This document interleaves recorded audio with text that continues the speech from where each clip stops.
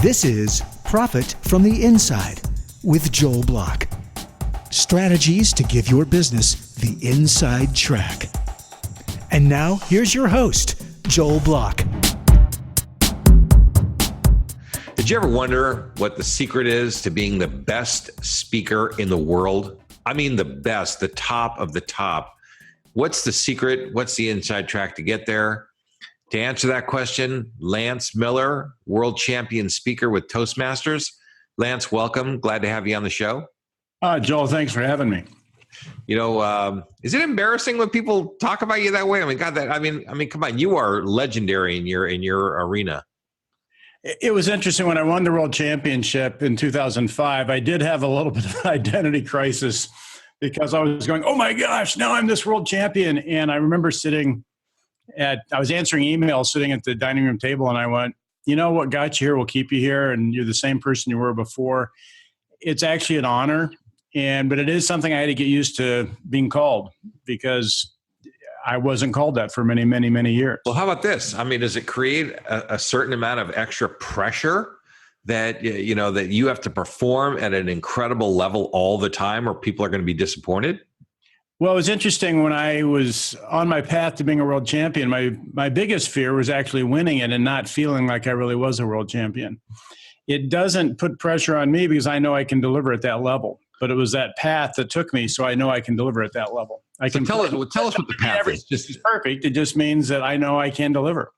So tell us what the path is. I mean, what did you have to do to win? Not to prepare, but to win. What actually happened? What were the steps?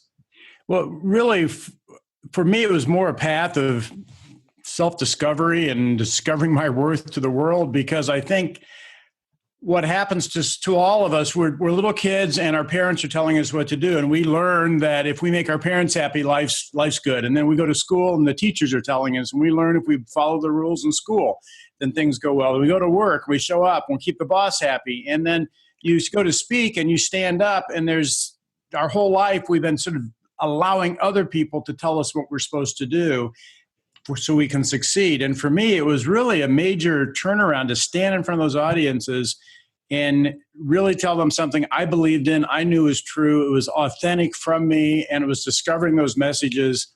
And then for me, it was being willing to fail at it for 13 years and continue pursuing it with all that failure. And probably one of the biggest things I learned, Joel, was really how to fail. And it's not failure. It's just experience. And it's all the lessons I learned were in losing speech contests. So it's a lot of learning. So tell us, what were the steps? So how does Toastmasters, they got 400,000 people in Toastmasters around the world. And these are sophisticated and serious people who are serious about speaking. And they have a contest every year to figure out who their number one person on the planet is. Yeah. So what is that journey? What are the steps to, you know, if somebody wants to do it? I mean, I just kind of want to get a sense, like, how many speeches did you have to give to be determined the best, or how did you get to that place, or what happens? Sure. It's changed a little bit over the years. I did like the path and the journey I had. You go up 6 levels. You start at the club, area, division, district, and then we had regionals, and then the finals at the Toastmasters International Convention, which reached 10 speakers. But it starts with about 30 to 35,000 speakers worldwide in 120 countries. Wow. Single elimination each level, and then it's a 5 to 7 minute speech with this whole set of judging criteria on speech development, connection, proper grammar, stage use, vocal variety, all the different components you need, and the value of the message. You had one speech that you went up the first 4 levels. So that was to your district, which my district's in like San Fernando Valley, Los Angeles area, but there's some districts that are half the size of Australia. It just depends how many clubs are in them, but there's usually about 200 to 300 clubs in a district. So that's one speech. And then the regional one had to be a new speech. And then the final one had to be a new speech. So it took 3 speeches, each one of them an exponential step up. You know, so, you know, you compete against 10 people. You're the one guy that goes forward. Now you're competing against somebody that beat their 10. And that sort of happens 6 times. I just tell us about the pressure. I mean, what's the it's almost like a situation that deliberately creates a lot of pressure. You know, that you're the surviving 10, and then the guy next to you is from the surviving 10. I mean, what is that pressure like, and how do you deal with that? Well, the whole journey for me was just a learning experience on how to deal with the pressure. And what would happen is every time I was competing, I would wind up, like, as the years went by, going to the next level. Then I would be outside my comfort zone, and I would now be in an uncomfortable position. But I learned to deal with those uncomfortable, being completely feeling I was way outside of who I really was, because I was speaking to such a large audience with all these other speakers. But it was that journey of learning how to do that, so that when I get in front of an audience, I'm not thrown. I go, okay, I've been here 100 times now. But the path is a learning path through experience. And I will give Toastmasters a tremendous amount of credit that they allowed me to compete for 13 years and allowed me to keep going up that path and hitting the next level, being outside my comfort zone, come back the next year. I've been here before. Okay, I'm now comfortable, a little more comfortable at that level.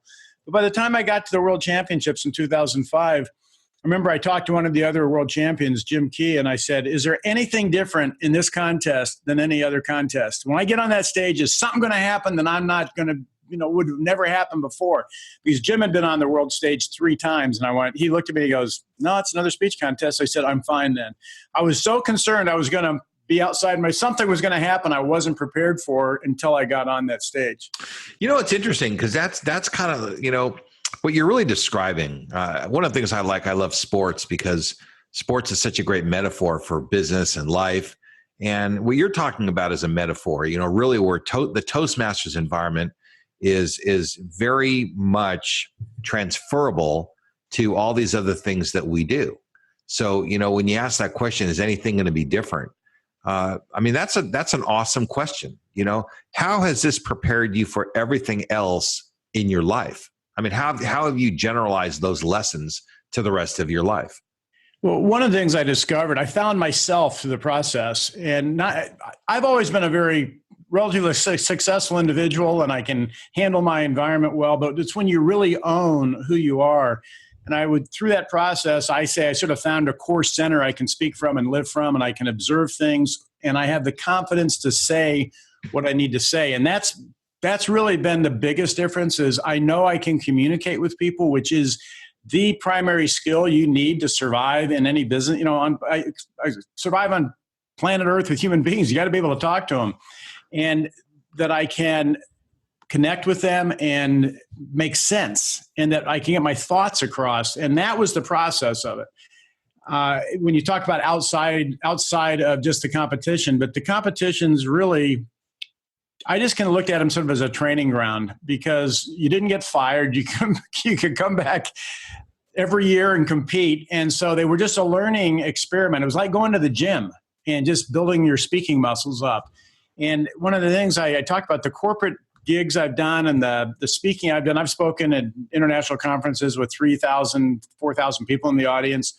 Those were never easier than a Toastmaster speech contest. But the Toastmaster speech contest, through that process of continually pushing me outside my comfort zone, gave me the confidence that I could stand on that stage. So I went out there and I was confident that I could deliver, even though it was a multinational crowd with all different languages being spoke, half of them on translating devices, and being able to relate to them. That process of competing gave me the confidence that I could stand on the stage with anybody and compete and can communicate, compete, be at that level. We each have our own style, each have our own skill set that we bring.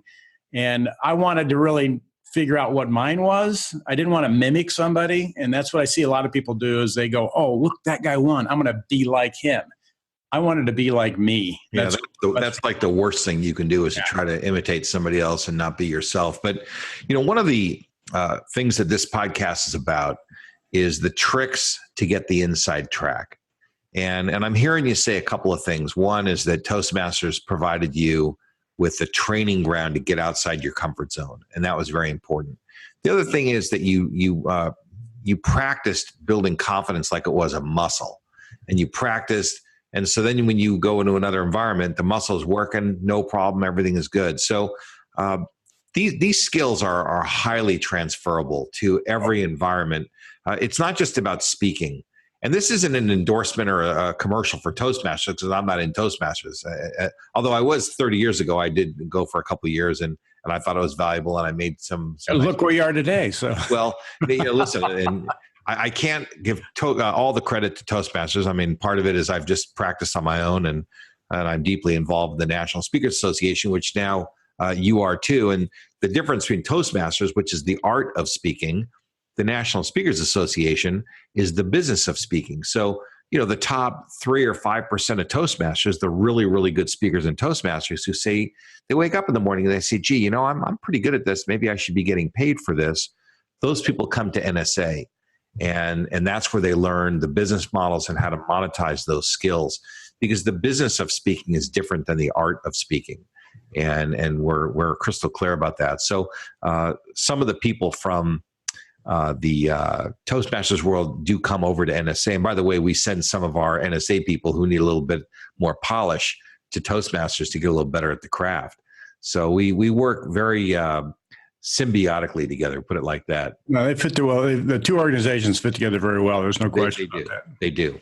So what else are you working on? So you're a great speaker. Take that for granted. I'm sure you keep speaking to audiences. I know you speak 100 times a year or more. You're flying all the time. What are you speaking on? What are you mostly talking to companies about?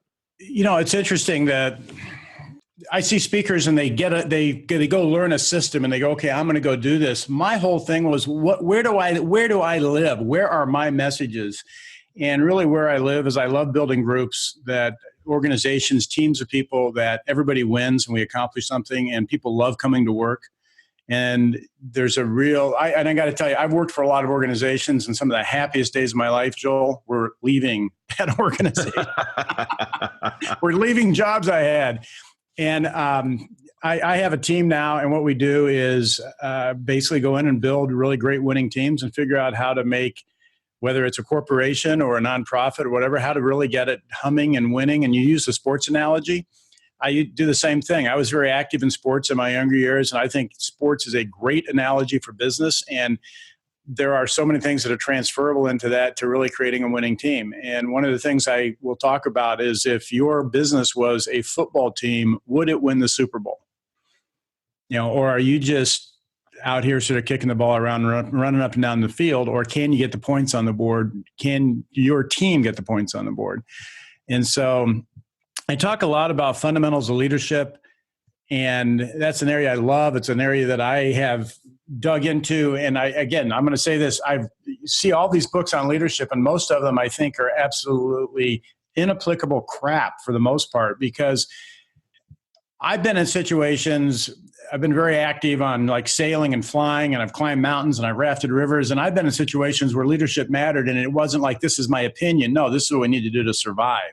Theories don't apply here. We got to actually figure out how to make this thing work. And I've been able to bring that into the business world, where with those same concepts of, this is a clear definition of what leadership is, here's how it works, and take the confusion out of that for people. So what do you, how do you do that? Do you do that through keynotes? I mean, do you do that through breakouts and where you're doing exercises with people? I mean, how do you convey the message? Well, primarily, I've got a couple different ways I do it. I do keynotes, and I do seminars for the most part. And then I do have some like all-day workshops that we work and actually get people to put their leadership programs together from that standpoint. And what I'm doing right now, and like I said, I just put a team together about a year ago, and we've been working to work this out.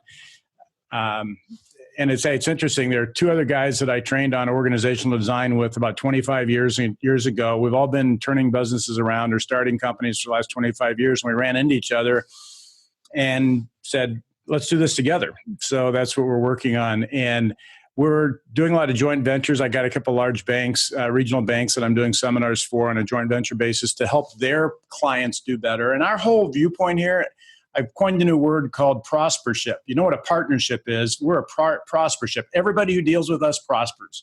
That means if we do something for the bank gets more clients. If we do, those clients come in, we work with the clients, those clients win. If we have people working for us, they're doing better. Everybody who works with us prospers. And that's really at the base of what we're trying to do. I totally dig on that. I think that is a fantastic concept, where the goal is for everybody who's in the circle is better off. Yeah, there've been so many situations I've seen where I've been in these businesses where everybody works their tail off and the business owner pockets all the money, or that, I've been within the Fortune 50 market where the whole viewpoint was to get the earnings up for the shareholders, and labor was considered an expense they were trying to get down rather than seeing how they could maximize employee contribution. But those are unsophisticated management techniques. I mean, people who are sophisticated, they understand that as much as business, is about money, business is really not about money. Business is about people, and people make money. And, whenever I deliver keynotes, I always emphasize those kinds of approaches, because if you don't understand that it's the people who make you your money and you have to share with those people to incentivize those people, then you're going to pay the ultimate price. Joel, you mentioned that there's so many really great things going on especially with a lot of the high tech companies. And one of my clients is a senior executive with Google, and I can't believe the way that company works and treats him as an executive. Because I know when I was in executive positions with companies that size, I didn't get treated that way. It is. We have so many businesses that are setting up the business to really embrace that human element that has been missing for decades before now. Companies really are realizing that some of them are driven by Wall Street, certainly, that their earnings, their pricing, and so forth. But there are lots of other companies that really understand the long game, and you have to be in it for the long run. And if you just try to do everything on the short, it really just doesn't work your way. So this is a great and relevant conversation. No, I totally agree. And what I see, a lot of the companies that I'm dealing with we have a minimum threshold of $5 million a year. No, we don't like to go to that. We usually like to be over 10 before we really work with somebody. But, in that 10 to 100 million range a year. And a lot of times I get into those businesses, and they're not the multi-billion-dollar corporations that have grown because they put that system in place. A lot of them are personality-driven, with an owner who put a couple key employees who put something together and it took off, and they never really got the infrastructure in place. And so it turns into situations where there's management by opinion and management by force and intimidation to a certain degree, or just direct order, which never works. And it's interesting. I'm going to flip back to Toastmasters, not to promote that, but I built one of the most successful Toastmasters clubs in the world. And the only way I was able to do it was to inspire and motivate the members to be there. We were the number 4 club out of 16,000 clubs in the world. And we had this phenomenal experience. And I took that and started doing that in the workplace, where everything I did was to inspire and motivate people to come to work and make sure that they were winning as an employee. And that's really what I looked at. My job was, as an executive over them, it was like a coach over a winning team. I had to make sure my players were winning and happy and enthusiastic, and their morale was high. And that was my main focus. And if all that's happening, it means all your production's actually taking place. But there's a lot of infrastructure you've got to put in place to make that work. Well, listen, I think that all these concepts are awesome. I think you're on the right track. I think you're always a delight to talk to. I enjoy it very much. Why don't you share a little contact information so people will have it on the website as part of this? That's fine. My speaking site is lancemillerspeaks.com. And everything's there. My phone number, email, whatnot. Just you can Google Lance Miller Toastmasters and see my speech if you want. I've delivered so much stuff for Toastmasters working with that organization. But lancemillerspeaks.com is a place to meet. Was where to get me. Awesome. Well, listen, I know firsthand that you're the real deal, and I appreciate you being here with us. And thanks for sharing how to be. How you got to be a world-class speaker and what the inside track looks like to get to the same place. So thanks very much for being here, and we'll be in touch. I look forward to talking to you sometime soon. How's that? Well, thanks for having me, Joel. Anytime. I always enjoy our time together. Good. Well, listen, man, thank you very much.